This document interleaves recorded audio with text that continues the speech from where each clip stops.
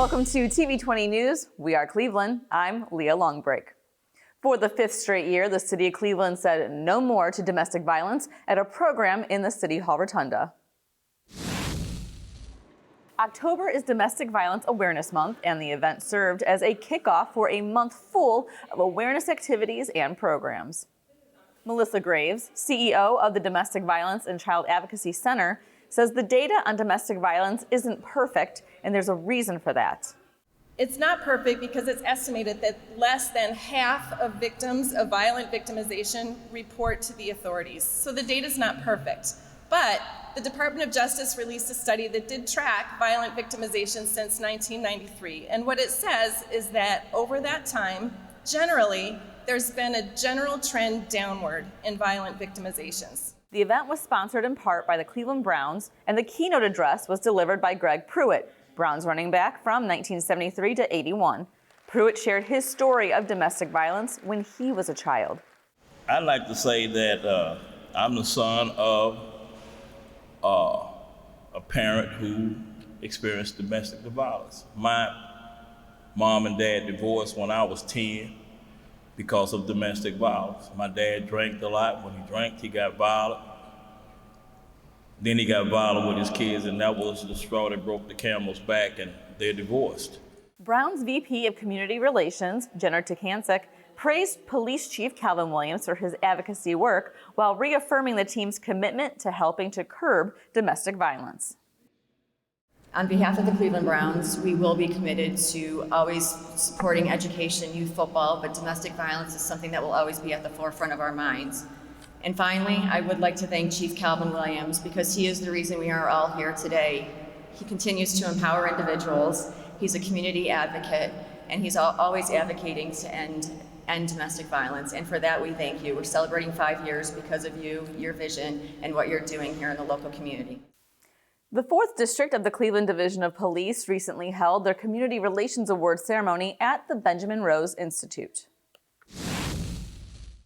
The recipients of tonight's awards all share a common cause, the community of the 4th District. So tonight we honor these men and women for their dedication and hard work to the betterment of our community. Mayor Frank Jackson welcomed the crowd to the event and congratulated those being honored for their dedication toward their community. It is the combination of citizens and police and community effort that really makes neighborhoods move forward, which makes the city move forward. So again, congratulations and thank you for your service. 4th District Commander Brandon Coots also had words of congrats for the honorees, saying each one of them, both civilian and police officer, deserved the awards they are receiving. The work that you've done has benefited the 4th District, our residents, our community, more than you can ever know. And I really appreciate that, and I want to thank you. I want to thank you for all your hard work and your dedication. It is not an easy job, no matter who you are getting an award tonight. I know that people pour their heart and souls into their work, whether it's in law enforcement or within the community, and we really appreciate that. Numerous officers won awards for their work in keeping the streets and its residents safe. Likewise, civilians won awards for their role in making their district, their ward, and their neighborhood a better place to live. Ohio Means Jobs recently teamed up with the Cleveland Department of Aging to help seniors find a job that's the perfect fit for them. The event, held in the Ohio Means Jobs downtown offices, was a job fair designed for the 50 and older crowd searching for full or part-time work. Ohio Means Jobs Cleveland Cuyahoga partners with a number of agencies in the community to help people with employment and employment-related needs. We partner with folks that are working with Advantage Aging and mature working organizations, and today we have created this opportunity for all of those agencies to come together with those opportunities, part-time and full-time, for people who are looking for work in that 50-plus age group. Department of Aging Director Mary McNamara says that those in need of jobs are meeting prospective employers face-to-face. Many employers inside, but our real hope today was also to connect Cleveland older adults looking for work with Ohio Means Jobs to know that this is a resource they can come to every day, Monday through Friday, for help with employment. Among the different groups that attended the job fair was the senior organization AARP. Carolyn Smith, outreach coordinator for the organization, says she is there promoting a very important program. Our organization is AARP CSEP program. This is a program for people 55 years or older who are unemployed, who are low income, and who are seeking employment. Our mission is to help them find permanent employment while presenting them with what we call our host agencies to give them jobs or responsibilities based on their skills, and we pay them minimum wage so they can have some income as as we're helping them to find permanent employment.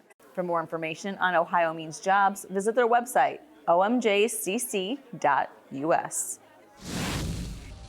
Kiva, an international nonprofit organization that gives 0% loans to entrepreneurs and students, is now available in Cleveland. The official launch was held at Growth Ops in Cleveland's Midtown neighborhood. So we're really excited to partner with Kiva, ECDI, to bring Kiva Cleveland to life. This is going to be a great asset to us in working with our small business and entrepreneurship communities. It'll help provide low-cost, 0% interest financing to these businesses who are looking to get the loans and the funding they need to get started. One of the goals of the administration, the goals of the mayor through the Neighborhood Transformation Initiative is to bring wealth and bring entrepreneurship and opportunity to all of our residents, to every neighborhood in the city. And so by bringing Kiva in, we're providing another resource that those entrepreneurs are going to be able to access to get the money to get their businesses up and running. Executive Director of EDCI, Daniel Seidnor, explains what Kiva is and why it's important to have it here in Cleveland. Kiva is a global organization that was started in India originally as one of the first microlenders to make loans available to individuals that ordinarily wouldn't have any kind of access to capital. It is a type of organization where you lend money to individuals yourself. So you're not getting a loan from Kiva, you're actually getting loans from individuals in the community or all over the world who see your business and your idea on Kiva's platform and decide to lend you money $25 at a time. So the fact that this program is available in Cleveland is so important because we now have another tool in our toolkit. ECDI is a micro lender. We make loans available to people, but we do it with interest. So Kiva coming into town and having a loan product that's available at 0% means that a lot more individuals that may have challenging credit or situations where they're not in a position to make a higher loan payment now have access to capital. There's no background check, there's no credit check that's required. You have to convince your friends and family to be your first lenders, and that's what Kiva uses to determine if you're worthy of getting dollars on the platform. Once you do that, then you have access to not even just only local lenders, but a global network of lenders as well to help you meet your goal. For more information, visit kiva.org or the City of Cleveland's Economic Development website at rethinkcleveland.org. We'll be right back with more TV20 News. You think getting dumped by text is harsh? Try getting dumped by a tennis ball. My ex-owner drove me out to the woods, yelled fetch, and by the time I brought the ball back, he was gone. Yeah, I was pissed. But the folks at the shelter helped me let go of my anger. I learned coping skills, like taking it to the hole. Boom! Now I'm ready to fetch again. But how about I throw and you run and get it? Welcome back to TV20 News. We are Cleveland. I'm Leah Longbreak. As part of the City of Cleveland's Hispanic Heritage Month celebration, City of Cleveland employees were honored and recognized in a ceremony and luncheon. The event was held at the Department of Public Utilities with Director Robert Davis welcoming all the employees to the event. The city, in particular, Department of Public Utilities, is blessed to have some very knowledgeable, talented, and skilled Hispanic American employees. I can personally say that they have made significant contributions in the area of the Department of Public Utilities, and particularly Cleveland Public Power, Cleveland Water, and Water Pollution Control. Cleveland's Director of Community Relations, Grady Stevenson, also had words of thanks for all the hard work the employees did for the city day in and day out. I want to thank you as I stand here for all the great things that you do here in the city of Cleveland. We wouldn't be a great city without you, and I want you to know that we believe that Frank Jackson and I believe that Without you, we could not be the city that we are. And so we thank you for your accomplishments, the things that you have done here in the city of Cleveland. We thank you for today. 16 employees from departments and divisions throughout the city were honored with certificates commending them for their work and commitment to the city and its residents. TV20 was up bright and early for the Cleveland Municipal Court's Celebrating Recovery Walk and Run. All right, runners ready, set.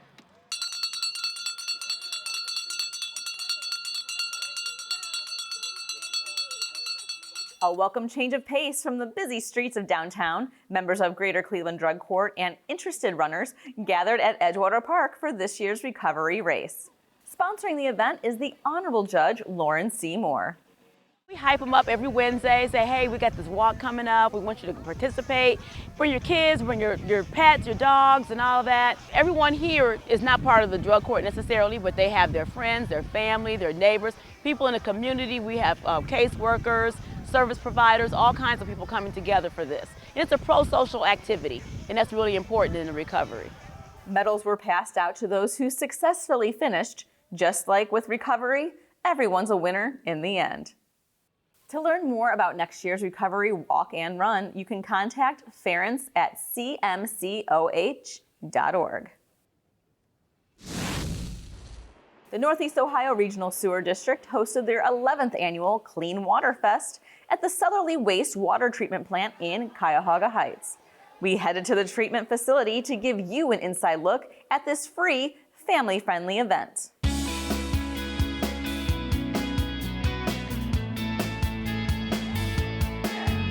We're not touching Cornelius McMurphy. I'm flexible. Now watch. I'm going to fold him in half. Well, we're one of those out of sight, out of mind organizations where most of our work is underground, most of our work is behind the gates of our treatment plants, and so people don't have an opportunity to see and to know the work that we're doing. So it's a rare opportunity to tour a wastewater plant. We operate 24/7, and so we take a pause to allow people to come in and see and experience our work. You get a chance to know exactly where it goes. When you flush the toilet, when you pour something down the drain. I don't know how many people know about that, but it all comes to one of our treatment plants. And so we tour the treatment plants. We will probably move about 1,000 people through our treatment plant today. We also have a state-certified lab that tests water to make sure that the quality of the water that we all are involved in and drinking and recreating in is of good quality, so the lab will be open for tours. And then there are all kinds of children-friendly events which help them to understand a little bit about the science of water and why it's so important for even young people to conserve and to pay attention to their water usage. The residents of the Collinwood neighborhood have a newly upgraded park thanks to a $1 million investment from Mayor Frank Jackson's administration and Cleveland City Council.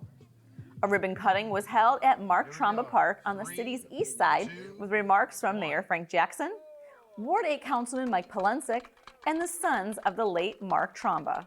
It is part of our strategic plan to redo all the parks and playgrounds in the city of Cleveland in a systematic way. And in doing that, this year, this is one of the parks and playgrounds that we have rebuilt. And it's very significant because it was named after a man, Mark Trumbo, who passed in 1966, but was such an intricate part of this community and had done so much for this community that they dedicated this park after him, I think in the late 60s. And so this is the last time. There was one other renovation. Now we've done this renovation over $1.2, $1.3 million, basketball courts, swings, green space, all those kind of things that make us, of course, we've had the pool, and they've redone that, and they have replaced all the fencing. Significant investment in a neighborhood park, and it's a neighborhood that really has close ties to this park, and they own this park emotionally and physically. They really own this park. It's good for this neighborhood. Almost $1.5 million went into this renovation project. It's been a project that I've been working on a long time with Director Cox and Director Sprantz, Mayor's Office of Capital Improvements, and the administration. I used to play here as a kid myself, so it's very special for me today to be up here. I can remember coming up here as a youngster playing football. We used to practice across the street here at Collinwood football team. So as I said earlier, I ate a lot of dirt in that field and shed a lot of blood on that field as well. So this is a very special day. The park means a great deal to this neighborhood. So I'm blessed to be here in this great weather. Frank and Patrick Trumbo, sons of the late Mark Trumbo, were visibly touched by the renovation and rededication. They tell us why it was important to have the park redone for the community. My father's legacy will always be in this park. I see they put up a brand new sign over there, and he deserved everything that you can give him. And he just loved every kid in this neighborhood, and his sudden passing took away a lot from this neighborhood. But I'm sure he's looking down. It was an afternoon of Cleveland residents getting to sit and have a cup of coffee with some of Cleveland's finest, and TV20 reporter Dan Monroe was there to bring you the details. At the McDonald's on East 55th and Superior, owners Jeffrey and Peaches Ledwidge welcomed the public to meet with Cleveland's 3rd District police officers over a free cup of joe. We have seen just the outpour of love from this 3rd District community and the police force here. Whether we call them at any time, they're here for us. And they've been not just here to help solve a problem, but to be a part of the community, to meet with the neighbors on a daily basis. 3rd District Commander Dorothy Todd said this event is a good way to stay in the know with what is on people's minds. So this is a good opportunity for us to hear what the businesses have to say. So the businesses here and see a lot more than we see in a police district. So this is an opportunity for us to come out, and if the citizens aren't here, at least we are hearing from the businesses what we can do to make the area around better. What we're working on right now is partnering with some projects coming up for some of the children in the community. So it's been a great opportunity for us for that as well. Cleveland's Community Relations 3rd District Rep Sonia Shakir said the residents already have a great relationship with their police force. We are definitely making new strides in the 3rd District. I'm very excited to be a part of the 3rd District. I am a resident of the 3rd District, so we are definitely making our way in a positive direction with the interaction with our residents. Some of the officers even got into the act by taking people's orders at the front counter, or, to the surprise of those in their cars, handing them their food at the drive-thru. Ledwidge said they could work at McDonald's anytime. You know, they actually did very well. They were a little nervous at first, but I got to tell you, I mean, I'm planning to hire a couple of them on a part-time basis. At the McDonald's on East 55th and Superior, for TV20, I'm Dan Monroe. In 2014, 13-year-old Tyree Black tragically took his own life. His mother turned the tragedy into a way of helping others that are suffering, while also honoring Tyree's memory with the annual Dancing for Life event. My son died in 2014 due to suicide. And from his death, because he was a dancer, I'm living out his actual legacy. He was a dancer, a praise dancer, and we have a festival of praise dancing, which Tyree did, and we used that, the venue, the actual event, we used Dancing for Life to provide people with hope. One of the main sponsors of the event is the Adams Board of Cuyahoga County. Beth Zitlo de Jesus, who is the Director of External Affairs for the organization, shares information on how you or someone you know can get help. So the main cause behind suicide is usually hopelessness, despair, and a lack of connection with people in your lives. In somebody's brain who's feeling isolated or suicidal, they're so in their head that they really truly think the world would be better without them, and that they just want their pain to end. It's not about hurting anybody else. It's really about not being in pain anymore. The pain is so overwhelming and so overbearing that it feels like it is the only option. So in Cuyahoga County, we offer crisis services for free to every single Cuyahoga County resident. To access those services, you can call our 24-hour hotline, which is 216-623-6888, or you can text 4HOPE to the number 741-741. Those crisis hotlines are staffed 24 hours a day, 7 days a week. Someone will help you connect to resources and do assessments. We have a unit that does mobile assessments where if the risk is incredibly high, they come right out to the person to gauge what their risk is and can get them possibly into a stabilization unit or a crisis unit where they can receive immediate treatment. Well, that's all for your TV20 news. We are Cleveland. I'm Leah Longbreak. Up next, we'll have Christian Patterson with the Inside Sports Report.